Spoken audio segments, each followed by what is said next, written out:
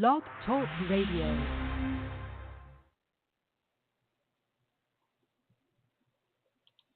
Alternative facts.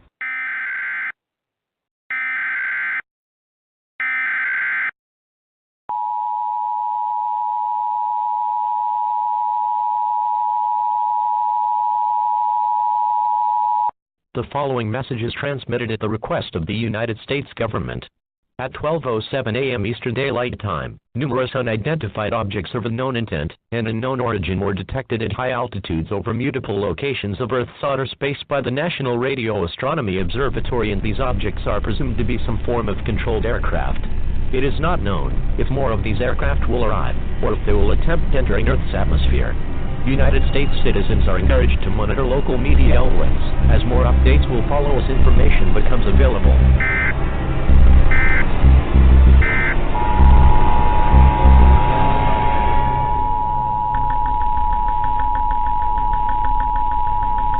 The following message is transmitted at the request of the United States government.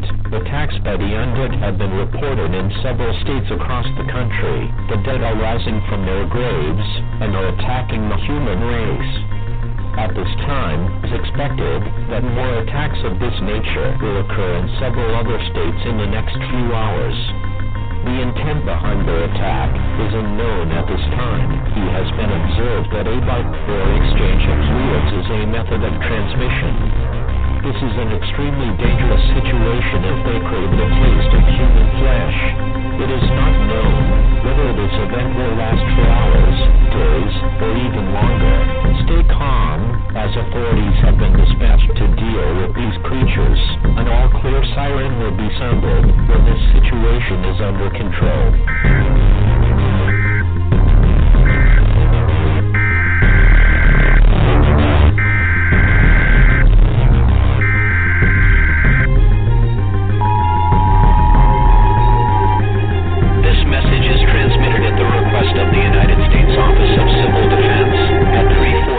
Pacific Standard Time, nor is detected a long-range nuclear missile launcher. This missile is believed to be headed in the direction of all residents within a 400-mile radius of this area should seek a fallout shelter immediately.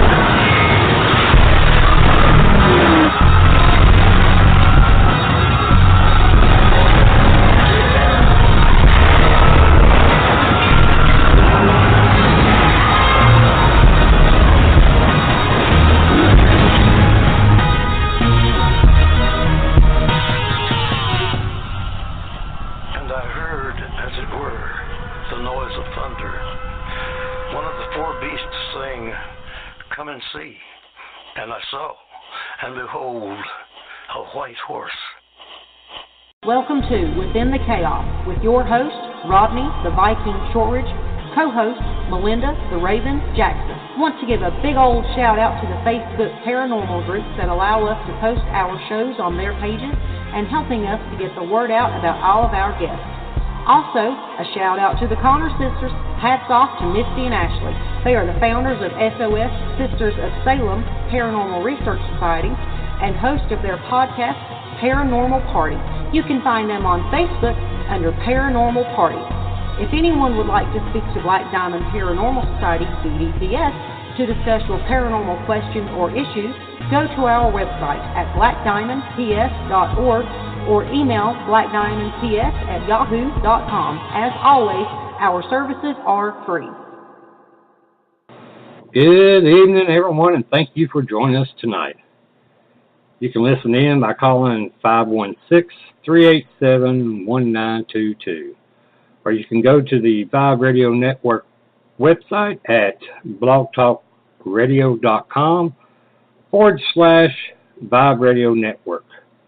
For deep within the heart of the Appalachian Mountains, I'd like to welcome everyone and thank you for listening to Within the Chaos. My name is Rodney Shortridge, and I'll be your host tonight, along with my beautiful Raven, Melinda Jackson. First off, I'd like to give a shout out to my cousins up in Ohio, Jennifer and Joe Shortridge of 222 Paranormal. If you get a chance, check out their talk show. You can find them on Facebook under 222 Paranormal. So tonight, our special guest is John Titor. John entered duty with the Air Force as an airman in the U.S. Air Force at Dulce, New Mexico, specifically trained because of his abilities to become an officer and pilot. He received intense training on the latest airframes and power planes available. This included the TR-3B spacecraft. John Titor commanded the 177th Time Travel Division. Later, he was given the command of a combat group in eliminating a threat to the planet by extraterrestrials. He became proficient in martial arts, including karate and kendo. He is proficient in all firearms in use by the military. This includes the most advanced weaponry not generally known to the public at this time. This includes plasma and particle beam weaponry. John retired from the Air Force and entered private life to make public aware of the environmental issues that the world faces and force the issues of disclosure with the government. John is also an author of numerous articles on politics, threats to the United States, and the environment. And Melinda's not here with me tonight. She's sick, so we hope that she gets to feeling better. So I'll be flying solo.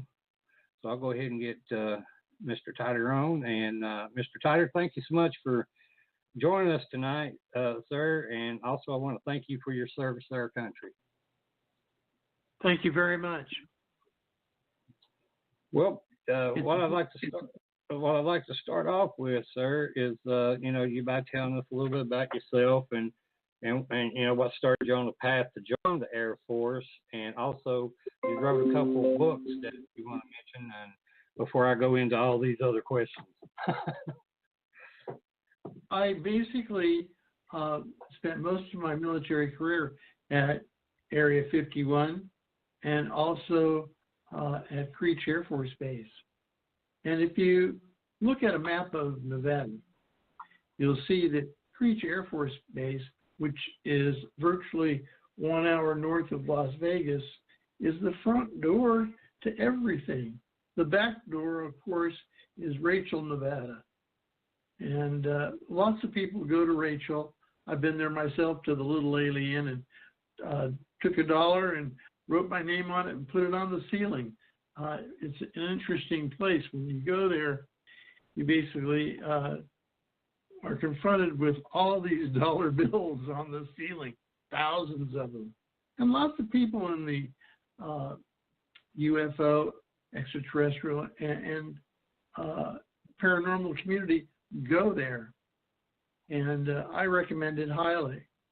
But also, if you want to see the front door of Area 51, you just drive north from Las Vegas on 95 for about an hour, and you're at Indian Springs. And what makes Indian Springs easy to pick out, there's a Chevron station there. You pull into the Chevron station, get gassed up, and then if you sit there long enough, you will see the biggest drones the Air Force flies. And it's an awesome sight. But they patrol Creech Air Force Base and also Area 51 from there. Wow. I've spent a lot of time at S4 also. When they were training me to fly TR-3Bs, I also got to see the extraterrestrial airframes that they have there. And a lot of the base is not above ground, it's underground. But it is a very interesting place to see, and it is top secret. Many people that work there, they get there on Janice Airlines in the morning and go home at night on Janice Airlines. out of Las Vegas. I actually live these days very close to Palmdale International, and once in a while I get a call to go over and consult at Area 51 or even Edwards Air Force Base. I'm very close to Palmdale International and Edwards Air Force Base. Edwards Air Force Base is immense also, but I spend my time these days mostly writing. I write about environmental issues, and I have a Facebook page I'd like to direct people to, which is Clean Up Oceans. And I have a GoFundMe page there, and I will gratefully accept your donations there. I'm very interested in cleaning up the plastic from the oceans. And the problem with the environment right now, the biggest pressing problem, is that the oceans are dying. And many third world countries depend on fisheries in our oceans.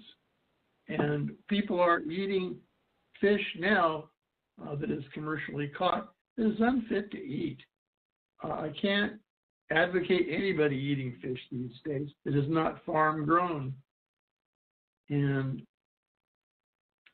this has been going on for at least a decade. But at some point, we will see a lot of fisheries die out. The Great Barrier Reef was declared dead just recently. And I think that it's just the tip of the iceberg. The other thing that happened in the Pacific Ocean, of course, is Fukushima. And the radioactivity came all the way across from Japan to the West Coast, up and down the North American and South American fisheries have all been polluted by the meltdown of Fukushima. I think there's been a massive cover-up there. For the most part, they have come up with a way to clean up what we call gyres, G-Y-R-E. And they're like huge floating islands of trash and plastic in the Atlantic and in the Pacific Oceans, and even in the Mediterranean. But if you go to my Facebook page, Clean Up Oceans, you will see videos of trash washing up in the Philippines, and it's horrific. Or the floating trash in the oceans itself near Indonesia. There is so much plastic waste in our oceans. They believe now there's more plastic in the oceans than fish. Oh, wow. One of the other major problems we've had is the atmosphere and CO2. That has started to subside, but the atmosphere in some countries is so bad that they have the local population stay home. And I visited Beijing not too long ago, and I wanted to see some archaeological sites. And the Chinese government was very helpful and allowed me to get tours of the terracotta warriors and the Great Wall, and I was grateful for that. But what happened when I was in Beijing was that it was a day when they scaled back automobile usage, and people were asked to stay home that were in non-essential employment positions because the air was unfit to breathe. And this is a recurring theme in China. They're trying to figure out now how to deal with toxic waste. And just a few years ago, they had toxic waste stored, and some of this waste was magnesium-based, and it caught fire, and they tried to put it out with water, and they had explosions. They just were not prepared to deal with it. So while China represents an economic powerhouse that's not like anything else on this planet, they really have not come to grips with environmental issues at all.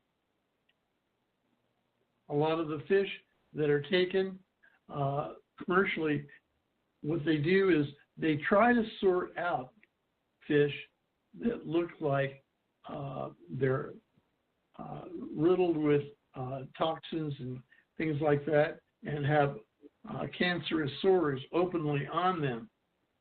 And I have some pictures on my Facebook page, Clean Up Oceans, of fish that have cancerous growths on them, including sharks.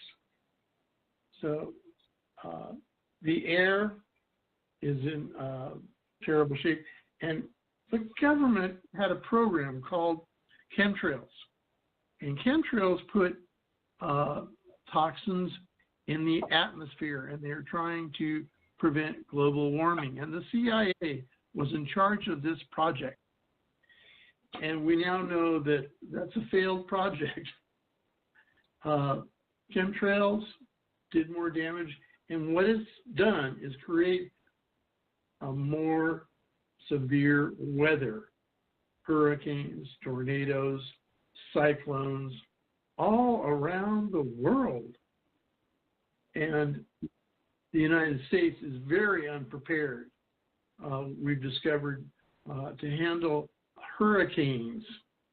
And we need to look at other countries and how they handle surges of water coming on the land from cyclones and hurricanes. The Netherlands is a perfect example of how to deal with these things. And while most of the Netherlands are under sea level, they don't flood when they have a storm surge. And we need to start looking at how to do this in the United States, especially in the Gulf and on the eastern seaboard. I've seen devastation from this weather that's just beyond what the normal scope is, and we need to start thinking that way. But for the most part, the military had me do surveys of the planet, and I actually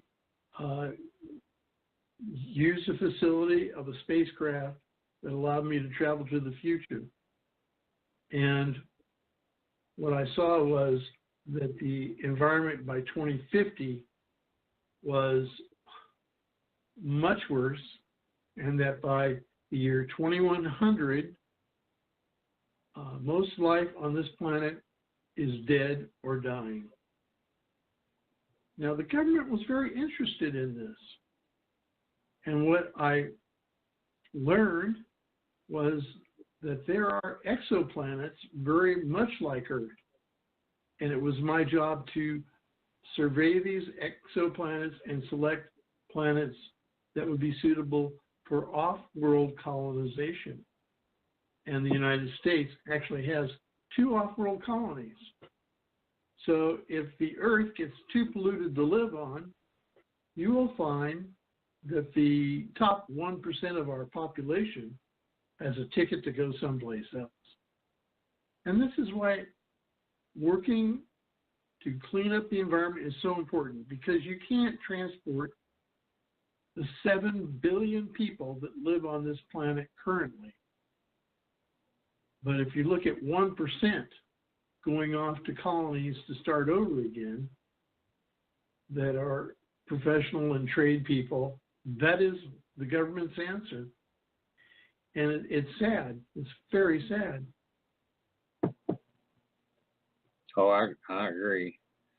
But wouldn't you say with the deregulation that's going on with the current administration isn't helping the planet at all? One of the things that I talk about in my books is Donald Trump. And I knew he was going to be elected, and I came out basically before the presidential election, said he's going to win. And I didn't think it was a bad thing. Here in the United States, we always vote for the lesser of 2 evils. Will you give me that?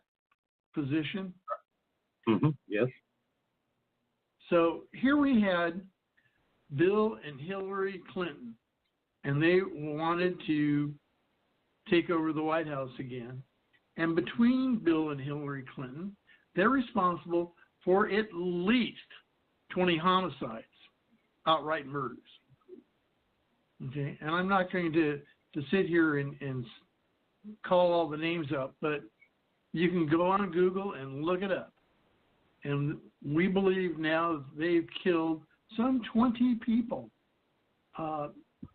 Senator Trey Gowdy on the House Judiciary Committee, I believe that he sent 2 people armed with subpoenas down to Bill Clinton's library, and they were found dead in shallow graves about a week later. And nobody ever talks of them. So how powerful is Bill and Hillary? Very powerful, very rich, but they've outright killed people that were an obstacle to them. And I just didn't want to see Hillary in. Mm-hmm. And I think that Donald Trump, he tries to do the best he can for the American people, and he cares about us. That does not go to say that Donald Trump has the wings of an angel attached to him. He does not. He makes mistakes just like everybody else, and he knows he's made them. But I honestly believe that he has a vested interest in seeing this country succeed and the planet survive. When you look at his children and grandchildren, I believe that he wants America to survive all the things that he's been left to deal with by Barack Obama and Bill Clinton. Oh my God. I believe that he will get a second term, and I think that things will work out. Making America great again is not a bad idea. You know, getting North Korea to sit down on the table and not fire missiles. Since Donald Trump went to North Korea, there have been no more missile tests. So I think that's an accomplishment in itself. But I think that getting us out of the stupid deal with Iran where we gave them billions of U.S. dollars, bringing it into NAFTA, I think those things have to be done to bring about some security and prosperity to the United States of America. Recently, Hassan Rouhani, he came out and he said, we don't want a war with the United States. And he knows he can't win a war, just like China and Russia know. And I believe North Korea knows that now too. One of the most interesting things that I've discovered during my time in the military and as a time traveler is the United States in the early 50s signed 4 agreements with extraterrestrials. The tall whites, the Anunnaki, the Greys, and the reptilians. The United States government has agreements with these extraterrestrials.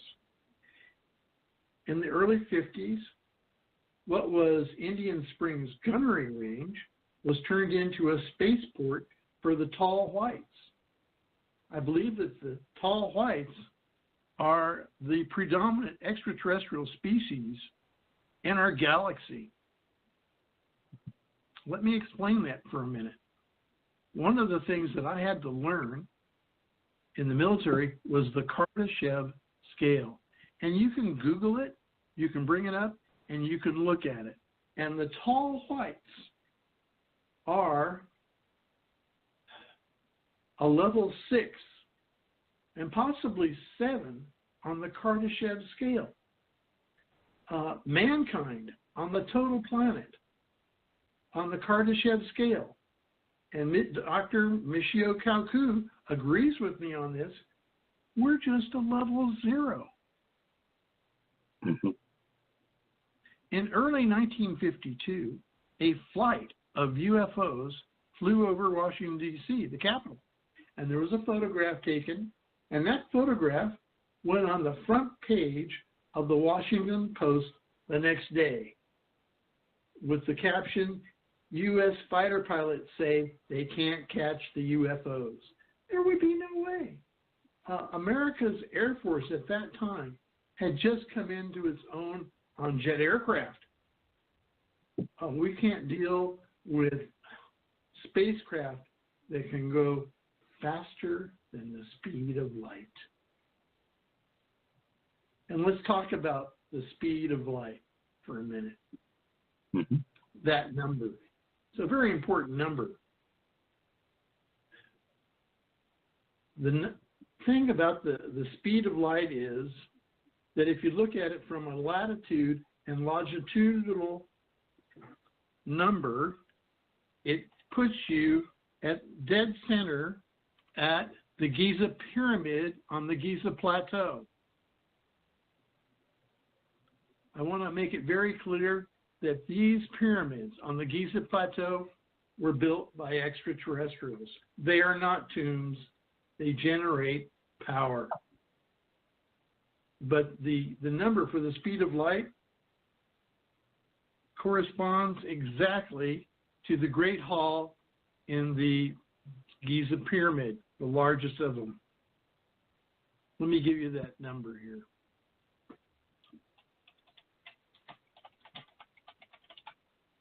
Speed of light, 299,792,458. Wow. Now, let's look at the latitude and longitude of the Great Pyramid.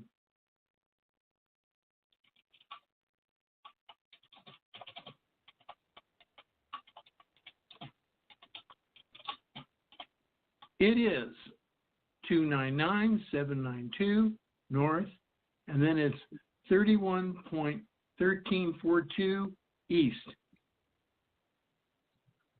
The numbers are very close. So the people that built the Great Pyramid of Giza, they were giving us a message. We're the ones that fly at the speed of light. And if you Google it, there is a little thing there you can bring up on Google, and it says, why is the speed of light also the coordinates for the Great Pyramid? And the answer is very simple. The people that built those pyramids were extraterrestrials.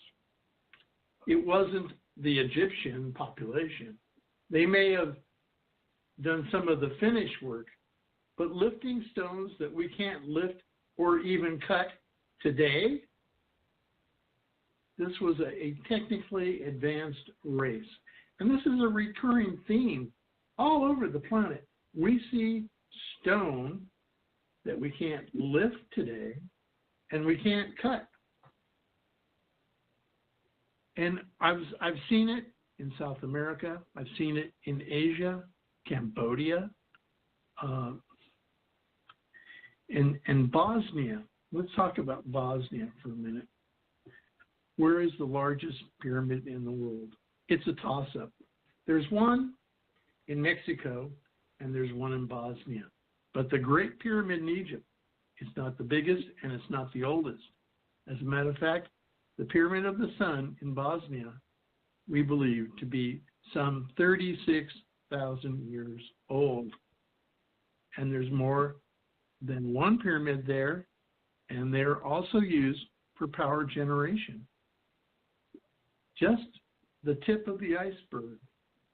But the other thing that I've discovered, and Professor Robert Shockley will agree with me on this, I believe that there has been a nuclear war on this planet already, and that man was taken from a very high-level technical place back to the Stone Age.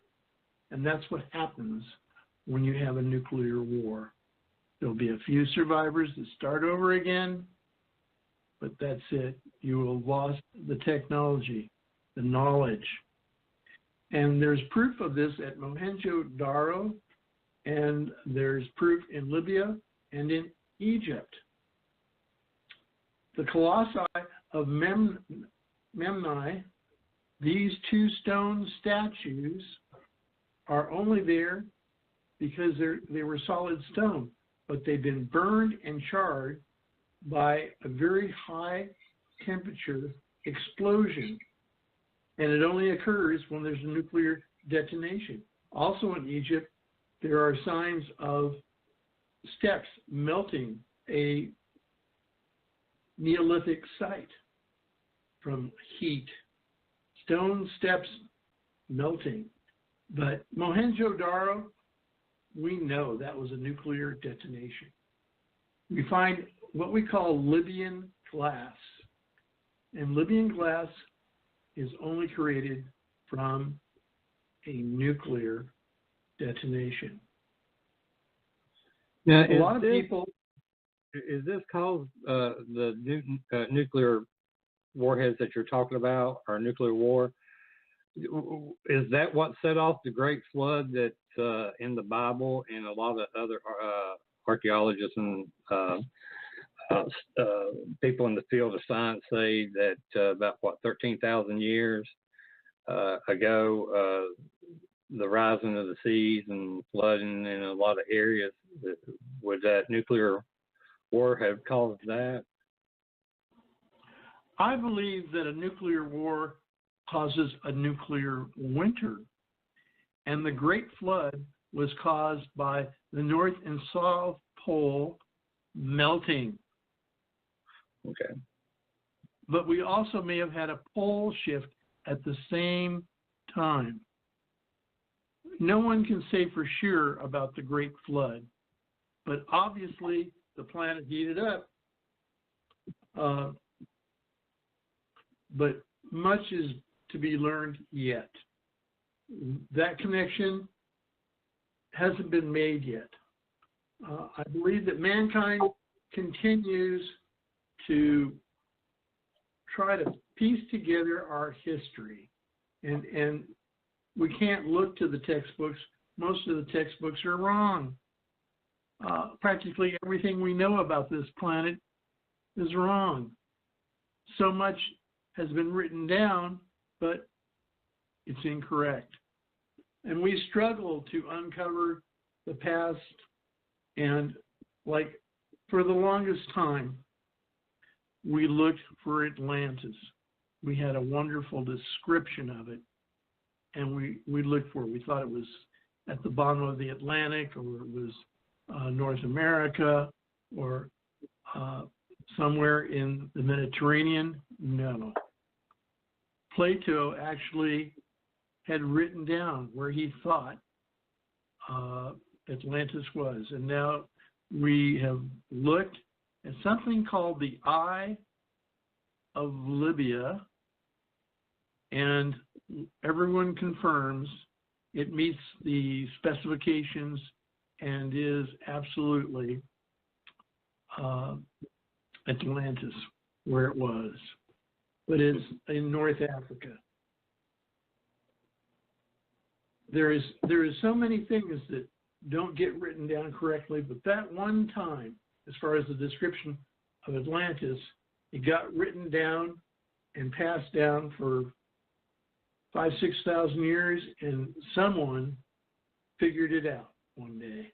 They kept looking from space down at the Earth and said, "Oh, there it is." So now we know.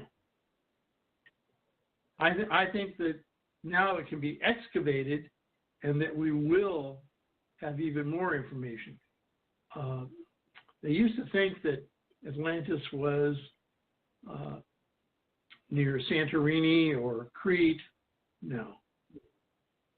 This is the correct position for Atlantis. It's like we know that people from the Middle East came to North America at one point, and they were mining copper up around Michigan. and taking it back to the Middle East. And we looked at sunken ships from the time period, and we're talking about the height of the Roman Empire and earlier, and we find what they call bullocks of copper. And the copper has been analyzed. It came from Michigan in the United States. So they made it to North America long before Christopher Columbus or the Vikings. One of the most interesting things is that I believe worldwide extraterrestrials continue to leave their footprint. What has changed is that almost everyone has a cell phone with a camera in it. And I spend some part of every day looking at video clips of people that have taken video clips of UFOs. And this planet has been visited by extraterrestrials almost from the very beginning.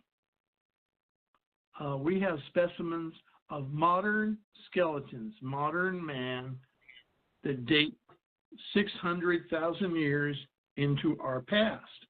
And that would be about the time that life started on the planet. How did he get there? How did that modern human go back 600,000 years on this planet? So, mankind been around for a long time. One of the things that a lot of people believe is that the Anunnaki created mankind. And I certainly believe that they had a role in modifying mankind. We know that there were some 65 modifications to modern man, and I believe that some of them were done by the Anunnaki. And ostensibly, the hybrids that they created were used to mine gold in South Africa, and remnants of those gold mines still exist today. And we have found tools they used in the mining process that defy description, and we lack the understanding of how they were used or the metal they were made out of. But they have been collected. And like so many artifacts, they're tucked away in museums or the Smithsonian, and we never see them. Occasionally, great skeletons of enormous size are found and just turned over to the Smithsonian. What people don't understand about the Smithsonian is it's an arm of the federal government of the United States of America. And they have a policy of not displaying everything that they're given. And if they're quizzed about giant skeletons that they've received, they say they were not preserved and they're gone when pressed. So there's a little bit of disconnect between the people and the government when it comes to extraterrestrials. And I believe that part of the agreement that we have with the tall whites, and they are tall, 7.5 feet, 8.5 feet, no problem, but they are very much like us, and they look like us, and I have seen them. Charles Hall, who was in the Air Force at Creech Air Force Base, saw them, reported it, wrote about it, and still lectures about it. All of his books are worth reading and looking at. If you go online to Google and you type in Creech Air Force Base and the Tall Whites, probably best on YouTube, Creech Air Force Base, Tall Whites. You will get a video clip that will explain sightings of their spacecraft and where they hang out. It's public knowledge. The Tall Whites are here. one of the things that I write about is the interaction with extraterrestrials. I've read some of David Paulides' work, and he wrote Missing 411. Mr. Paulides, ex-law enforcement. And what happened to him was that he had U.S. Department of Forestry officers, sworn law enforcement officers, come to him and say there were cases where people had gone missing in our national forests. And he started to look into it. And what he found was that in the last 20 years, over 4 million people have gone missing in North America. And it's all documented. And I believe that extraterrestrials come to this planet not for the minerals, not for our resources. They come here for us. And I'm going to elaborate on that a little bit. You can take a human being and turn them into a cyborg that will virtually do anything you want. And with very little effort, the U.S. military is experimenting on this right now. This is a hot button for the U.S. military.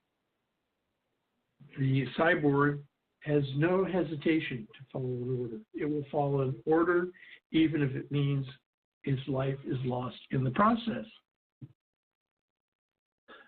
Extraterrestrials like using cyborgs in their brush wars with other species also, because they follow orders and they're readily available.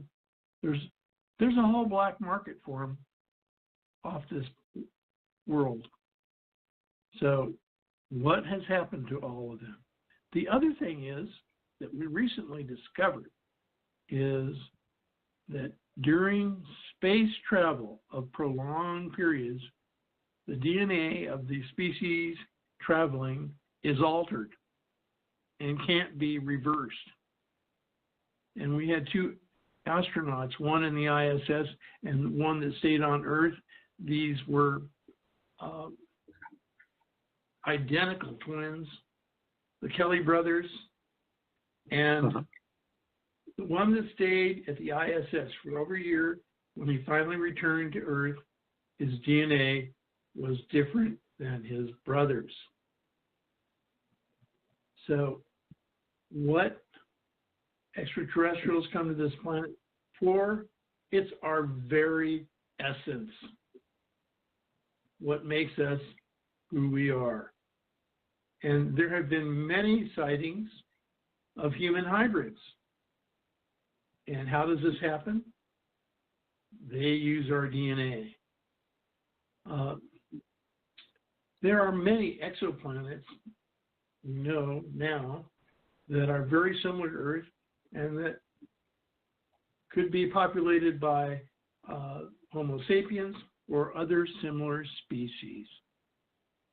And I think that it's a common problem in this galaxy that worlds become expended.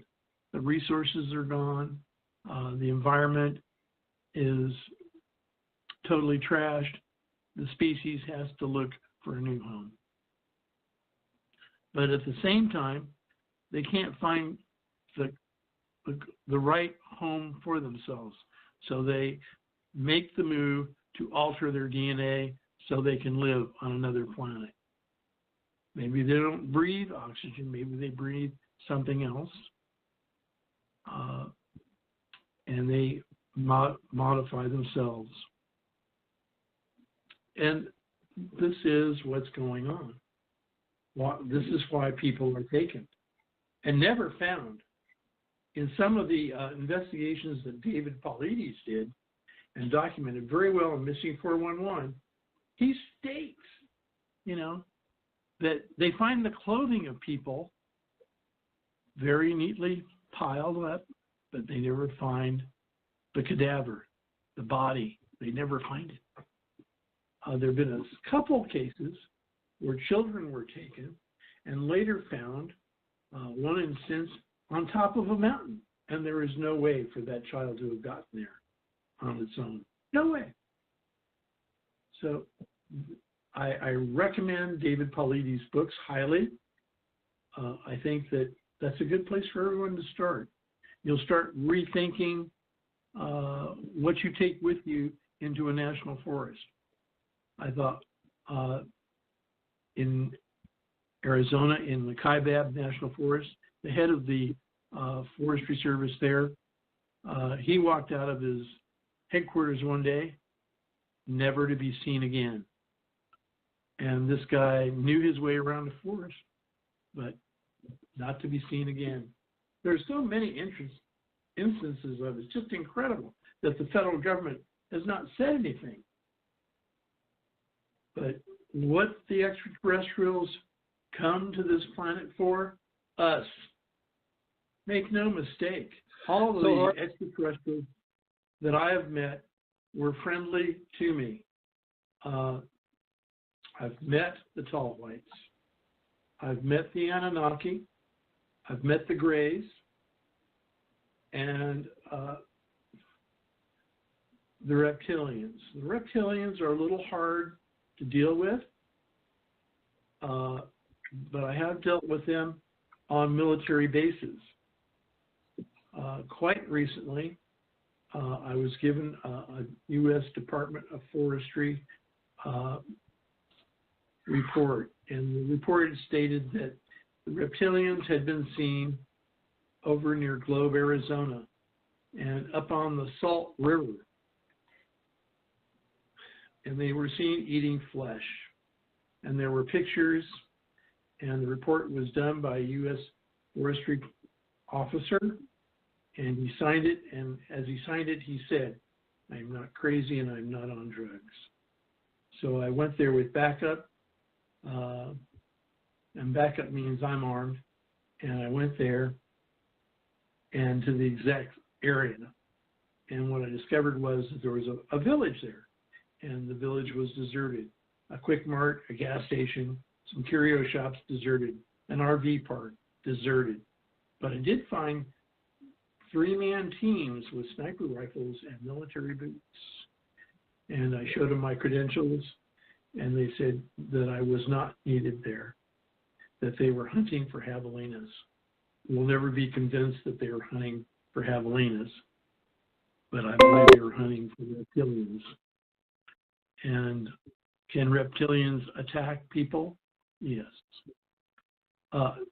These 4 extraterrestrial species I mentioned, there is no way that a human being can go toe-to-toe with the tall whites, the Anunnaki, the Greys, or the reptilians. You cannot. I would say you need to turn around slowly and leave the area where they are. Leave them alone. I've known a few people that have been able to make contact off military bases, most notably George Adamski met with tall whites and others near Desert Center, California. I've seen the photographs. They're good. George Adamski, for most of his life, people debunked him. They would not even believe him, but he was telling the truth. If you go to Desert Center, California, which was inhabited until probably about a decade ago, it's a modern-day ghost town. No one lives there. It's a very dangerous area to be in. But why the extraterrestrials went there, I believe they were looking for specific minerals, and he happened to see them one day. And he just went about the process of talking to them. Some extraterrestrials do not have a voice box, and they use telepathy. And I have used telepathy to talk to other human beings and extraterrestrials. And I was tested for this when I was in the military, just the way I was designed by them. Telepathy, what is so interesting about it, if the other party is trying to speak to you, you will look at them and you will feel what they're saying and you'll respond.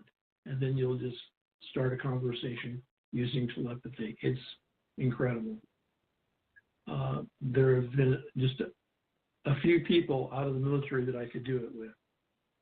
It's not a trait that Homo sapiens have to begin with, but some are given it. I was given it. The one thing that most people think is that all extraterrestrials are here to harm us or to use us. One of the things that I try to point out to people, when you look in South America and Mexico and you see pyramids, the pyramids with steps up to the top, you could herd whole villages up to the top of these pyramids where a spacecraft is waiting to take them away, not to be seen again. There were huge populations that vanished from Mexico and South America. I believe they were taken. They didn't die off, they were taken. The other thing is, of all the extraterrestrials that I've tried to learn about in my lifetime, the ant people are the most intriguing of all. They came to the Hopi tribe tens of thousands of years ago, and they told them that there was a natural catastrophe that was going to wipe them out unless they moved underground. And they moved underground for a few years and were taught how to survive there. And then were told to go back above ground again by the ant people. And the ant people have not been seen again, with the exception of what we see in chiseled stone all over the planet. And I'm very interested in petroglyphs. And I'm going to try, with what's left of my life, to catalog all the petroglyphs on this planet. It's an enormous task. And I'm going to have a staff of people working with me on it. And the other big project that I'm working on right now is cataloging crop circles. Some crop circles are absolutely bogus, and there are some that are real messages. And sometimes the messages are mathematical, but need to be deciphered and understood. And I believe that the U.S. government does this, but does not release the information. But petroglyphs, recurring themes on petroglyphs are spiral images, and like you would make with a spirograph, and we see petroglyphs of gray aliens also. And one of the things that has always interested me was the Laladoff plate. And you can Google this, the Laladoff plate. And there is a picture of a gray alien on it. And it is some 12,000 years old. Best guess. Carbon dating is not exact. And most of what is being carbon dated in our museums, I believe to be wrong. But there it is, the Lolladov plate. There's a picture of a great alien on it, along with some constellations. One of the things that I learned is that gray aliens come from Zeta Reticuli, and you can Google it. Light years from this planet, the gray aliens have the ability to traverse this galaxy at the speed of light, as does the tall whites, the Anunnaki,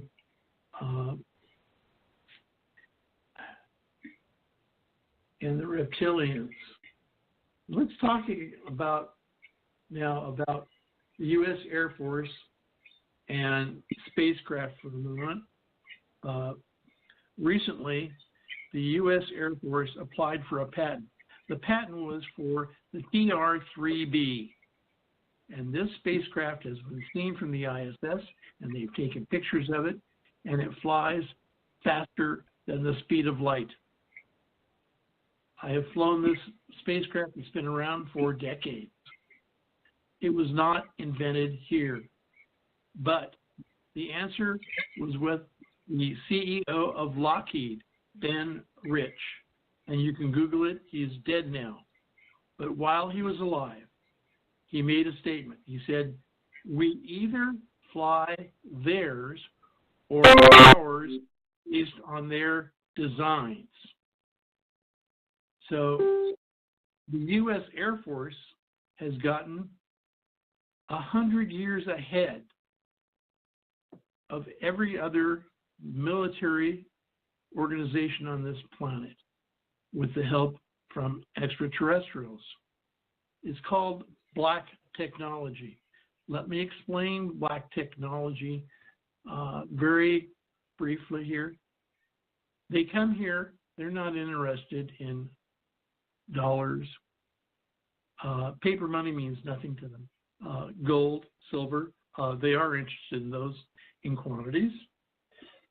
That seems to be a universal monetary system in the galaxy. They take it.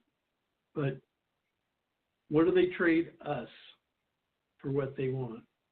They give us technology. It's called black technology. And we have been the recipient of technologies that only could be imagined on Star Trek. Does the U.S. military possess the ability to beam down and beam up? And the answer would be yes. Does the U.S. military possess weapons that no one else on this planet has? Yes. Now, we've talked about the TR-3B, which is a fantastic airframe spacecraft. You can Google it. And then the other thing you can Google is something called the TR-6 Telos. And it's on Google. You can pull it up.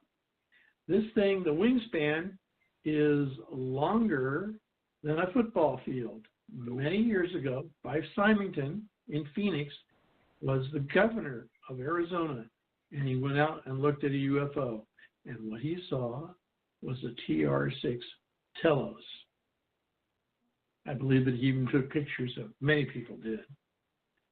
And as it flew over Phoenix, very slowly, having technical difficulty, as it did, but did not crash.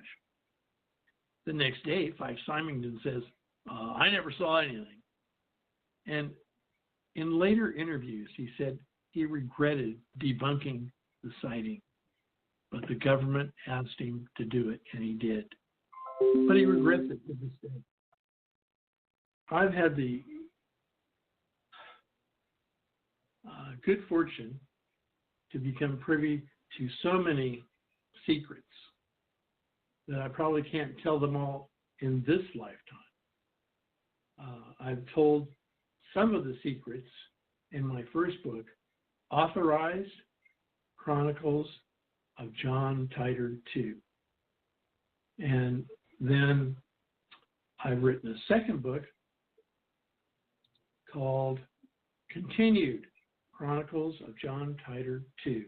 These books are readily available on Amazon, eBay, and at my own site, www.johntitor.com. My first book was reviewed by the CIA, as I suspect the second was also. I'm very careful in what I put in print so that I'm not arrested for spilling the beans totally. Mm-hmm. But I talk about things most people don't know about and that are public knowledge now. When the CIA reviewed my first book, they said it's technically correct. And they said there are some 60 trained personnel to do something very interesting, time travel. Have I traveled in time? Yes, many times. I'm very old. I don't think that it was anything but dumb luck, because I think that the military used me as though I was expendable, but highly trained, and I survived. I kept getting the missions that probably they thought, you'll never look for this one, and I did. So I'm here today. Some 10 years ago. Did you ever go back in time? Yes. And I talk about that in my first book. Mm-hmm. And an extraterrestrial species was going to go back in time and try to get a foothold in China in the year 236 BC. And the great aliens knew they were going to do it. And they told the U.S. military, and they wanted the extraterrestrial species attempting this to be stopped. And I was given the mission and command of a battle group, and that's exactly what we did. And I talk about the mission in detail, about going back in time, everything. And I was basically there to meet the extraterrestrial threat and neutralize it. But in my book, Authorized Chronicles of John Titor II, I discuss in depth how it was done. And it was done with extraterrestrial help there. One of the most interesting things about the agreements the U.S. government has with the tall whites and the gray aliens and the reptilians and the Anunnaki, it's a joint defense. If we are attacked, the United States of America and its allies, what happens next is the extraterrestrials will step in. There have been documented instances in Russia where extraterrestrials hovering over the base in spacecraft have gotten the launch codes of the missiles and turned them off.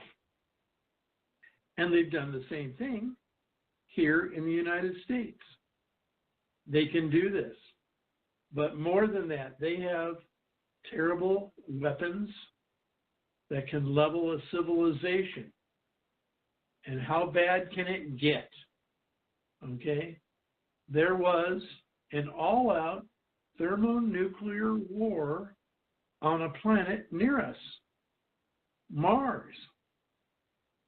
While commercial astronomers have been saying for years there was a civilization there by looking at photographs, even the ones that the NASA airbrushes out,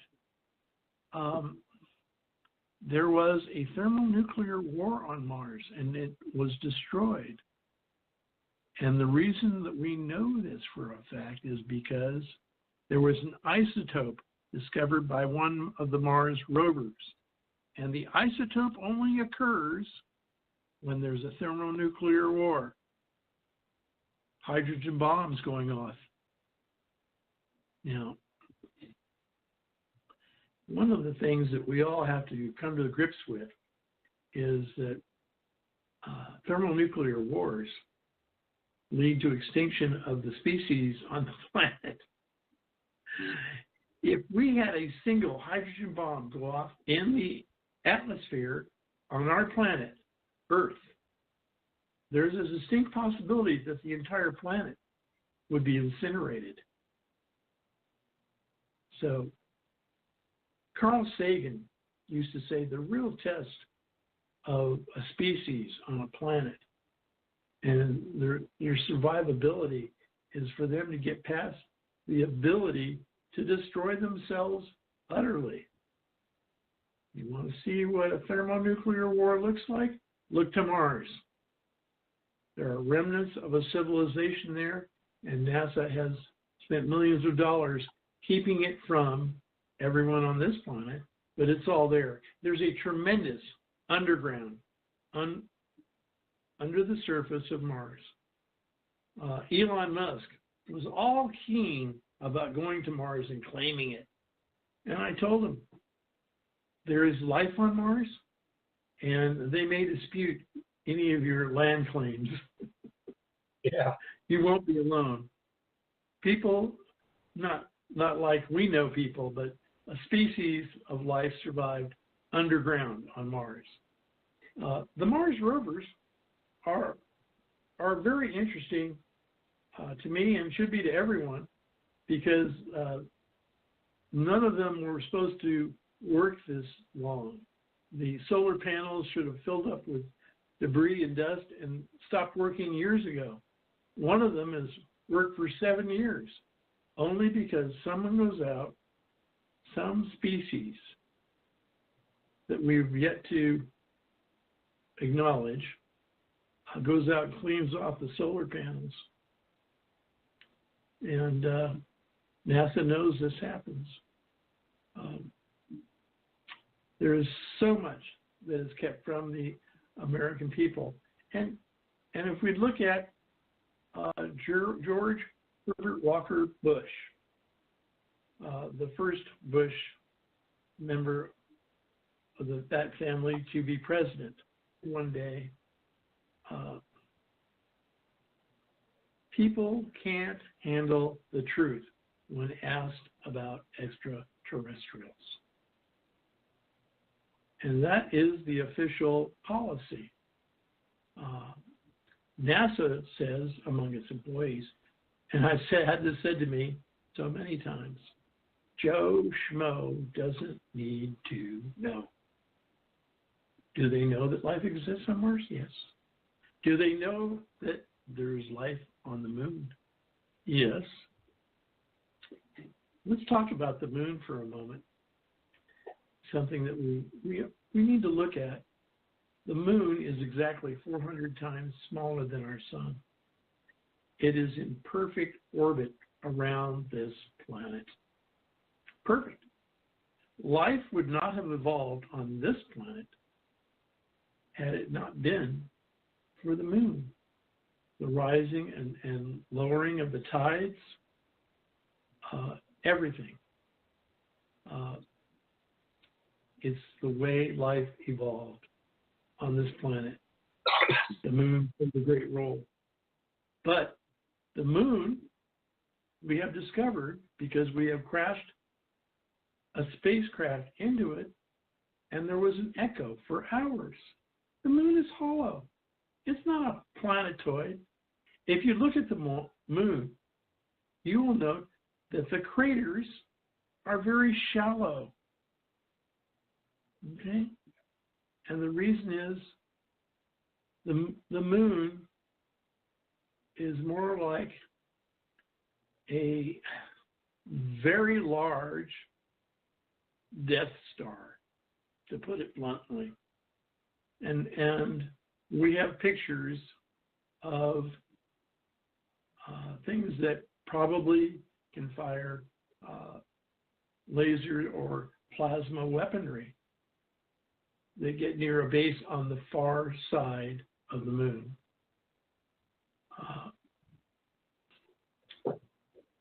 Astronomers, civilian astronomers, using commercially available telescopes with Nikon or Canon cameras attached, have caught footage of UFOs taking off from the moon and landing on the moon.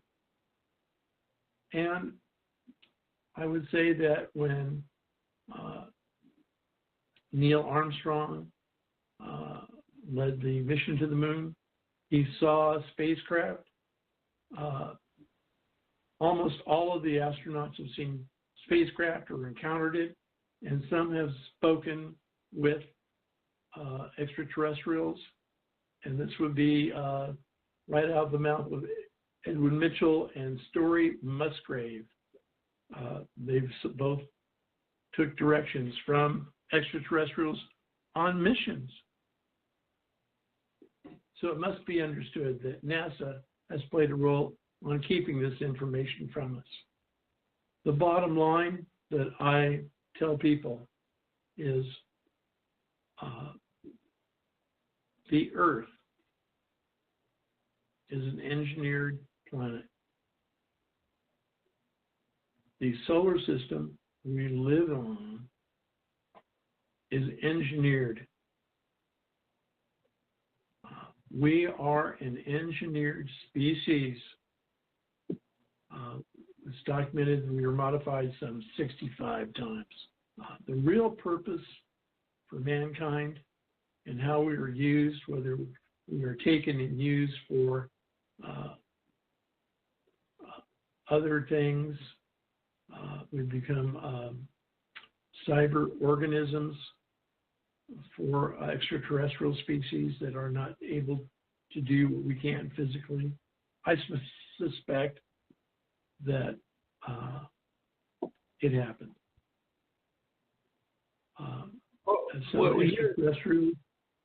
We're just talking about our planet and our solar system being engineered. Is our galaxy and the universe engineered? The solar system, I'm very confident, was engineered. The galaxy, the Milky Way galaxy, no. There are a vastness to the Milky Way that we can't comprehend yet, and I doubt that a species could do that. However, astronomers have looked at anomalies in the vastness of the universe and seen things that contradict all rules of science. And on the Kardashev scale, if you have a species that is a 7 or an 8, at some point that species is a supreme being, like a supreme being. Godlike? Absolutely. Whatever they think, they can create. You see what I'm saying? Yes, sir. So that's the important thing. If everyone listens to this dissertation and they pull up the Kardashev scale, which was written by a Russian physicist, and they understand it, then they will have learned something. Studying what Ben Rich said, they will have learned something. I believe that Carl Sagan was the pioneer on Earth of looking at the cosmos and saying, we are not alone. And we may not be very significant in the vastness of the cosmos that we are all a part of. We know that galaxies are born and galaxies die. This galaxy, the Milky Way galaxy, will eventually collide with another galaxy called Andromeda. What will become of us when that happens? Hopefully, we will have moved beyond this galaxy. And then we are at the place where I believe many extraterrestrial species, they have to pick up and move to another galaxy. Oh, yes. Where they live, it does not exist for them anymore, and they have to move on. But they have the problem of their DNA changing, probably their ability to even reproduce their own kind. may go away. So they find a species that they can connect with and become hybrids themselves with. So this is ongoing. One of the great mysteries is cattle mutilations and farm animal mutilations all over North America and the rest of the planet. This is nothing but having an extraterrestrial species monitor the food chain, and they do it all over the 37th longitude. It's very common. The other thing that has been done in North America, we have discovered there is a species of dog like the coyote. It's called chupacabra, and you can Google this. And on YouTube, there are pictures of it running at almost up to 40 miles an hour. And people have been able to subdue this animal while it's attacking farm animals and killed it, and even had it mounted afterwards. Chupacabra is an example of an experiment. And not only did they experiment with genes of what I think was an animal not of this world and combined its DNA with probably a coyote or something like that. And then this animal came into being and was released into the wild. Chupacabra exists. Take a good look. Mm-hmm. From time to time, we hear about Bigfoot. And one of the people that I respect in all of the things that I've looked at, Lloyd Pye, and he once was given the opportunity to look at a Bigfoot specimen that had been killed and placed in a refrigerator and it was frozen in ice. And he saw this thing and said, it's not from here, and it's real, and not fake. I believe this species basically shuns contact with Homo sapiens, but occasionally is sighted. And I think there's a distinct possibility this species can move interdimensionally. And for some reason, they stopped evolving physically. And they're connected to great apes. I believe they are. But they're not. This has been investigated. One of the people that I think that should be looked at as to the origins of man is Lloyd Pye. If you have the opportunity and the time, listen to his dissertations on YouTube. He was absolutely correct. During his lifetime, he did not receive the accolade or acclaim that he should have, and he's gone now, just like others that have gone before him. But most of what he said was dead on, and he had it right. There have been many people that have tried to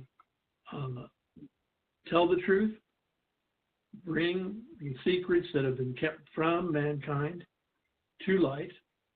I've spent the last decade trying to do that very thing.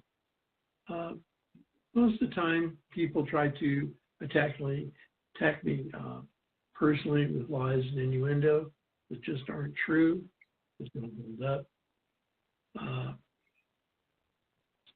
But in the final analysis, No one has disputed what I say. Technically, we can't. Because when I write a book, I basically write 1 or 2 paragraphs, and then I'll do a citation to say, this is where you need to look. Don't take my word for it. And in the next instance on the page, you'll find a photograph or a drawing of what I'm talking about. And I let the reader decide right then. I am planning to write a 3rd and probably final book, and I suspect it will be out before Christmas this year. The reason for mankind. And afterwards, as a project, I will do petroglyphs and crop circles. But my next book, The Reason for Mankind. I think that if people start to understand, if we are level 0 on the Kardashev scale, why do extraterrestrials come here? What are they looking for? And it's our very essence. DNA and the ability to procreate. Well, I researched the paranormal, and I've been, throughout the 10 years I've been doing it, I've ran into some situations that would question whether it was alien or Bigfoot or something else. Do you think within, your research and your time that you've been in the military and so forth, that they all are somehow connected?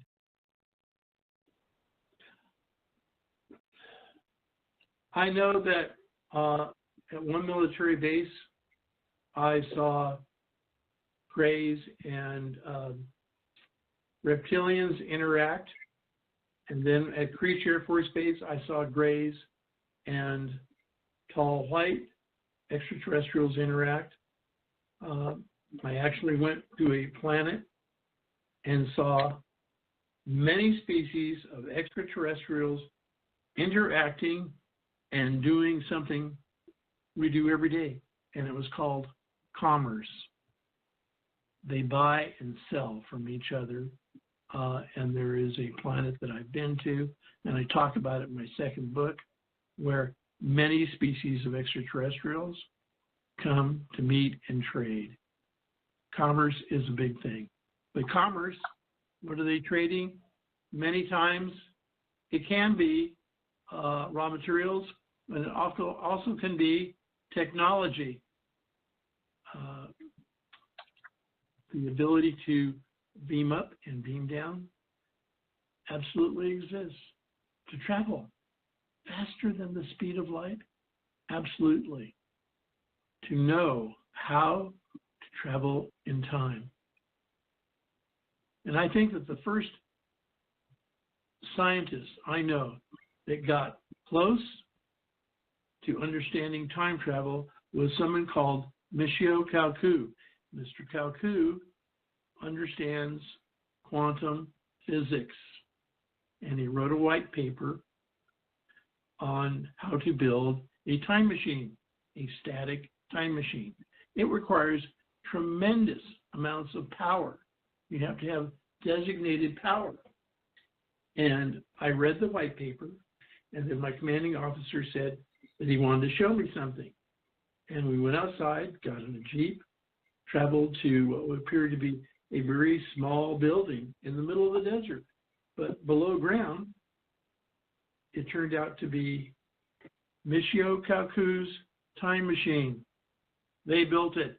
They use it every day. If you ask Michio Kaku about it, he won't say anything. His white paper, his original white paper that was on the internet, has been scrubbed off, as they scrub off many things, even things I say. But fact remains, he knew how to build it. He understood quantum theory and mechanics. And it's not a cheap endeavor. Another question? Yeah. Have you ever ran into another time traveler while you've been traveling through time? Yes, that would be absolutely. They were not Homo sapiens, but I met them. I communicated with them. Not a problem.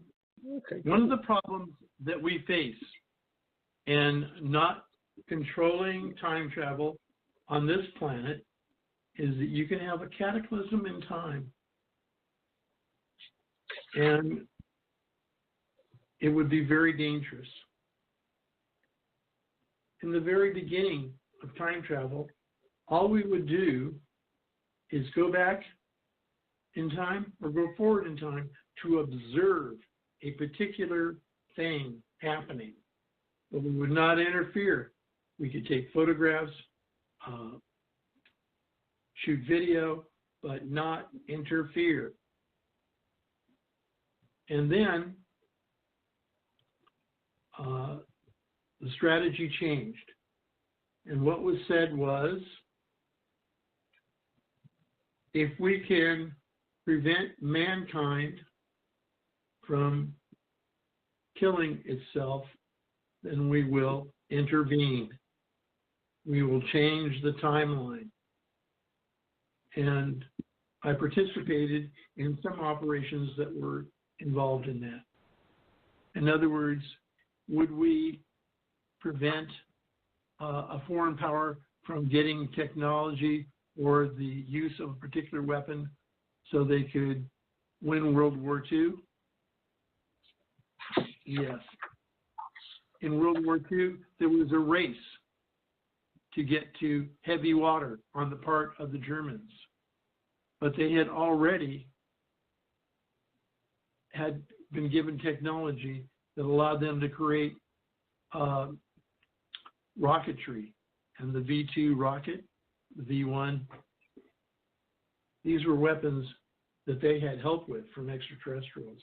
They had help with something called the Foo Fighter. It was a spacecraft. And they had a giant spacecraft created. And at the close of World War II, Marshal Keitel ordered it destroyed so it wouldn't fall into Allied or Russian hands. But the U.S. government did collect technological specimens of very advanced aircraft and spacecraft, the Foo Fighter, and it went to Wright-Patterson Air Force Base. And it's there still underground. One of the most notable things that were collected was Die Glock. Die Glock, you can look it up on Google. This thing was a way to travel in time. And Hitler was very interested in that. So, I'm sorry. Do you have more questions for me? Yes, sir. Are there any rules that you, yourself as a time traveler and everyone else, are they rules that you have to abide by the physics and the laws of physics? Look at it this way. You can travel in time using a static time machine, and your begin point is controlled by a supercomputer, and your end point is controlled by the same supercomputer. You can do it with a spacecraft, but it is still controlled by a supercomputer. There are some things that have to be observed while on a time travel mission. And I wrote the manual on how to do time travel. And I wrote the last one in 2036. And I included the manual in my very first book. I describe how time travel missions are conducted, how you go forward in time or backward in time, the equipment you take, and how you were retrieved, and what particular piece of equipment you use to signal that you're ready to come back. I recommend this reading to everyone. It's something that lots of people read. They email me, they ask me questions. But well, is time linear?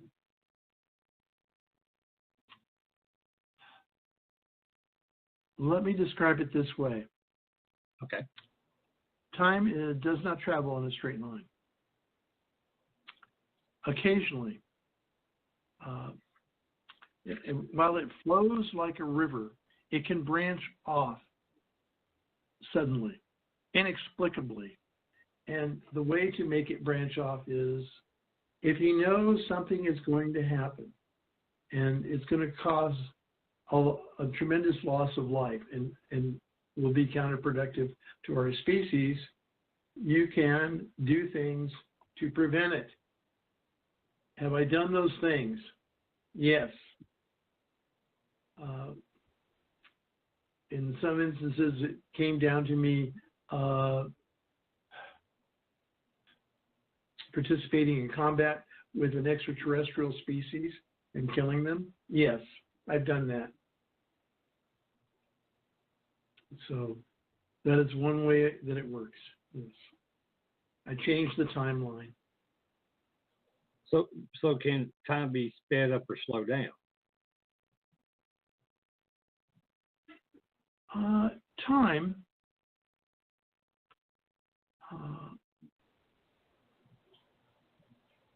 is not a constant, I don't think. And gravitational waves have a tremendous impact on it. We know that time travel occurs naturally on this planet, and I suspect that it does on other planets too. You can look up on Facebook and search on the name Bruce Gernon. And Bruce Gernon was a civilian pilot. He was flying from an island east of Florida to Miami. And he flew through something called electronic fog. And he arrived at the destination hours before he should have. And they measured the gas in his tanks and found that he'd used very little gas. There have been many cases of this happening. It happens in the Bermuda Triangle, but it happens elsewhere on the planet. So I think that this is one way that it occurs. Mm-hmm. Well, I got a message from Valerie from down Virginia, and she wanted to know, can you explain the paradox of time travel and how to overcome it?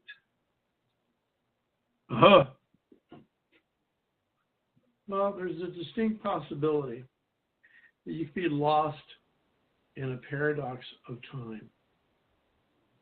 Let's look at one, and it's documented. And they were excavating a tomb in China, and they found in this tomb that had never been excavated before a little Swiss watch. Now, how did that watch get there? Obviously, it was, like a watch you would wind, and it was still working, and they uncovered it. This is a paradox. It's an out-of-place artifact. One of my Facebook pages is devoted to out-of-place artifacts, OOPARTs, OOPARTS, and there are lots of them. Now, I would say that this watch, it said Swiss on it. So how did they get there? But if you look at my OOPARTS page, you'll see that there are lots of artifacts that are out of place, out of time. It bears looking at. There's been a lot of research going into that page. There continues to be. but there are lots of paradoxes in everything I've talked about, and I list some of them there. Okay. Well, I got another question from Scott from down Tennessee. He wants to know, how does Einstein's relativity work for time travel? Well, Einstein and another physicist he worked with, Rosen, they had what they called the Einstein-Rosen bridge. And they believed that time travel was possible. And they described how they thought it might work. I believe that they were correct in what they said. They didn't know all the mechanics, but they were very close. They were very close. Okay.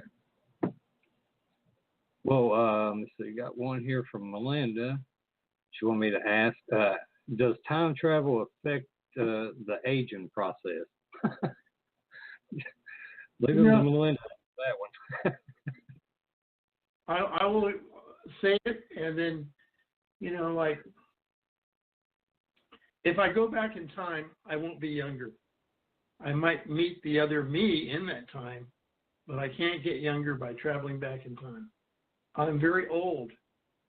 I'm older than almost everybody I know.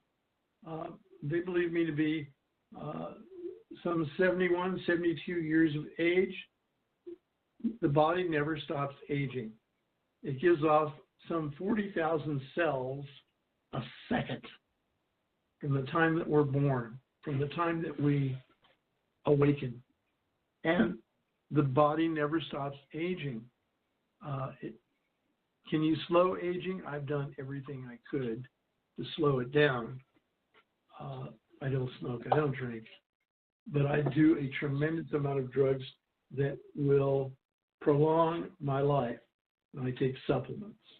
I'm a believer in supplements. I have looked for the magic pill that would reverse all these processes, and I cannot. And in antiquity, they said if you could obtain the philosopher's stone, that you could reverse aging. And I've even looked for that. And the last time it was seen was in Eastern Europe. But no. I would say that it can be slowed down, can't be stopped. I understood that Ronald Reagan, in the final years of his life, they were giving him drugs to try to slow down the aging process and reverse his Alzheimer's, which he had at the very end of it. My attitude on Alzheimer's is that I continually exercise intellectually my brain. And I never really stop writing or talking to people or reading. So I hope that's a good answer. Well, you mentioned something I want to ask about meeting yourself. Have you ever met yourself when you traveled through time? I had an instance, yes. And it was at Area 51. And my goal was to observe, but not get close or introduce myself. I was going on a difficult mission, and I did not want to influence him by saying, I know you're going to make it. Okay? He would be overconfident then. You see what I'm saying? You have to be careful what you say. And I didn't want him to take a look at me and say, oh my God, this is what I'm going to turn into. You see, there's a lot to it. So it's better to observe and not say anything and do it at a distance. I would say that I've aged better than most. I have all of my hair and most of my teeth, and my vision is still good. But I'd like to be 30 again. Not going to happen. I'd like to be 30 again myself. But my wife, who is some 10 years my junior, she thinks I'm doing great. But I do what I can to take care of myself. We are what we eat and drink and inhale, very much so. They're finding now that pollution and particles that we breathe end up in our offspring. So the pollution on this planet is hurting Homo sapiens now. So I urge everyone to think about the environment. Visit my website, Clean Up Oceans. There is one website that if you care to go to that doesn't require membership, 177th Time Travel Division. On Facebook, I post a lot of my white papers. I write scientific white papers. They are also under the name John Titor under Google+, plus.google.com, and look up John Titor. I can tell you there is a wealth of information. I try to write everything down. Well, sir, I've got one more, a couple more, but one I'd like to ask you before you go. If you could travel forward or back in time, and if it was a one-way trip, where would you go and why? Oh, do I have a favorite time that I would go to? I've been there, and I would say that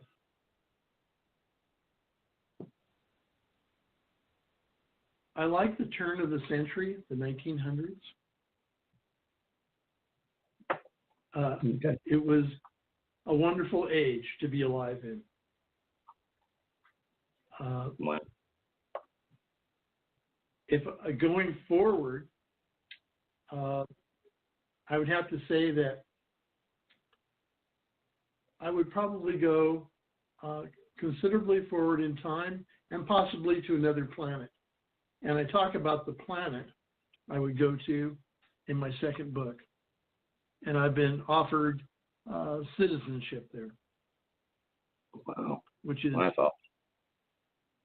It's pretty awesome when you think about it. I met a species on another planet. I went there and I was offered citizenship along with my wife, which meant that I would have a place to live and everything. Wow. But they weren't like us. They weren't like us. I would tell you that they're very tall.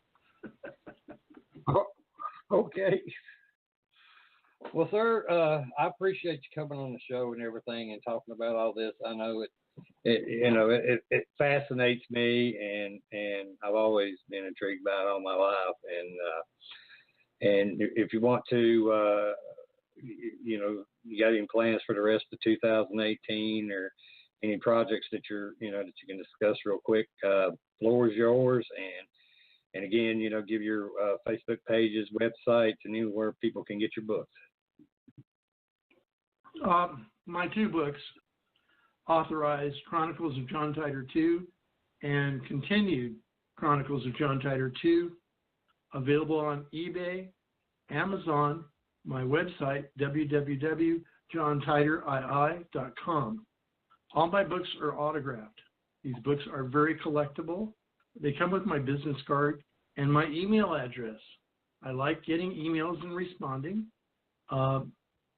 I get a tremendous amount of email, but I try to get through it on a daily basis. Some people message me through Facebook. My best Facebook page to look at my work is 177th Time Travel Division. There are lots of things and lots of avenues there for you to discover technology and our future and our past. But my most pressing desire is for people to go to my page on Facebook, Clean Up Oceans, and participate in my GoFundMe page. I take the plight of our environment very seriously, and I do everything I can to clean it up and care for it. My wife and I, we spent millions contributing to the Nature Conservancy and Defenders of Wildlife and so on. And we will continue to. And I want to thank you for having me on the show. Oh, you're very welcome, sir. It was an honor to have you on the show. And anytime you want to come back, you're more than welcome. And I got tons more questions I could ask. I mean, I could sit and talk to you day and night, pick your brain. Well, I'm going to be booked up for October, and I'm booking now for November, and then after November I will be booking for January of next year. So if there's a time you'd like me to come back, let me know, and we'll schedule it. And I will do it for you. Okay, well, I appreciate it.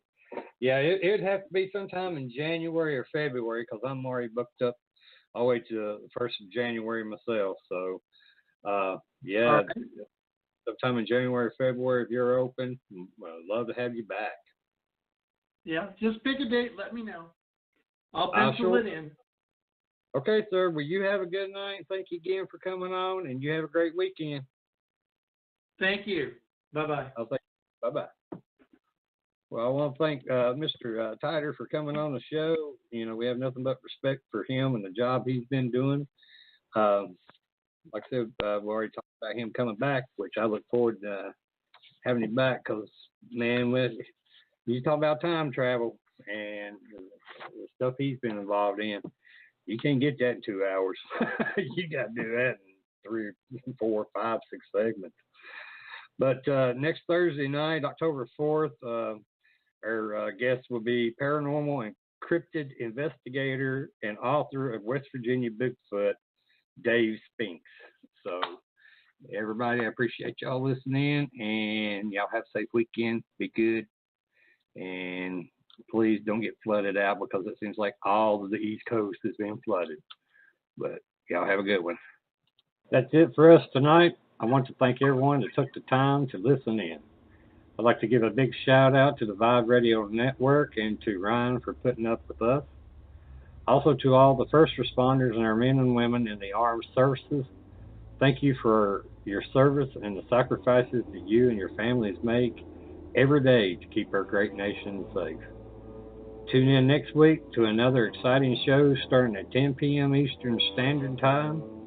Everyone can go to our Facebook page Within the Chaos, and don't forget to like our page to see upcoming guests along with past shows, postings, or you can also go to my website at www.blackdiamondps.org or blogtalkradio.com/Vibe Radio Network. Also, we have a YouTube channel, so go to YouTube. Look up Within the Chaos for past shows. Thanks again. Until next week, everyone have a safe weekend and have a good night. And love you all. Be careful out there.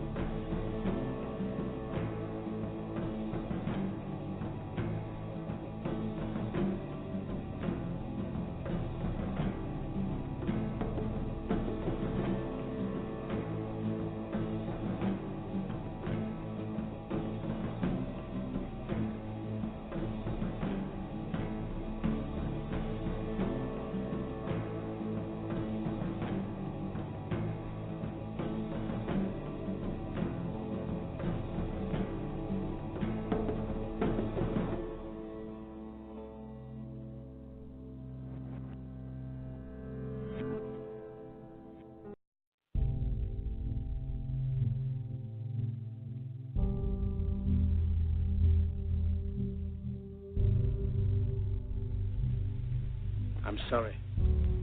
But I don't want to be an emperor. That's not my business. I don't want to rule or conquer anyone. I should like to help everyone if possible. Jew, Gentile, black man, white. We all want to help one another. Human beings are like that. We want to live by each other's happiness, not by each other's misery. We don't want to hate and despise one another. In this world, there's room for everyone, and the good earth is rich and can provide for everyone. The way of life can be free and beautiful, but we have lost the way. Greed has poisoned men's souls, has barricaded the world with hate, has goose-stepped us into misery and bloodshed. We have developed speed, but we have shut ourselves in. Machinery that gives abundance has left us in want. Our knowledge has made us cynical, our cleverness hard and unkind. We think too much and feel too little. More than machinery, we need humanity. More than cleverness, we need kindness and gentleness. Without these qualities, life will be violent, and all will be lost. The aeroplane and the radio have brought us closer together. The very nature of these inventions cries out for the goodness in men, cries out for universal brotherhood, for the unity of us all. Even now, my voice is reaching millions throughout the world, millions of despairing men, women, and little children, victims of a system that makes men torture and imprison innocent people. To those who can hear me, I say, do not despair. The misery that is now upon us is but the passing of greed, the bitterness of men who fear the way of human progress. The hate of men will pass, and dictators die, and the power they took from the people will return to the people. And so long as men die, liberty will never perish. Soldiers, don't give yourselves to brutes, men who despise you, enslave you, who regiment your lives, tell you what to do, what to think, or what to feel, who drill you, diet you, treat you like cattle, use you as cannon fodder. Don't give yourselves to these unnatural men with machine minds and machine hearts. You are not machines, you are not cattle, you are men. You have the love of humanity in your hearts. You don't hate, only the unloved hate, the unloved and the unnatural. Soldiers, don't fight for slavery, fight for liberty. In the 17th chapter of St. Luke it is written, the kingdom of God is within man, not one man nor a group of men, but in all men, in you. You, the people, have the power to create machines, the power to create happiness. You, the people, have the power to make this life free and beautiful, to make this life a wonderful adventure. Then in the name of democracy, let us use that power. Let us all unite. Let us fight for a new world, a decent world, that will give men a chance to work, that will give youth a future and old age a security. By the promise of these things, brutes have risen to power, but they lie. They do not fulfill that promise. They never will. Dictators free themselves, but they enslave the people.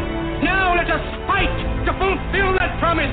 Let us fight to free the world, to do away with national barriers, to do away with greed, with hate and intolerance. Let us fight for a world of reason, a world where science and progress will lead to all men's happiness.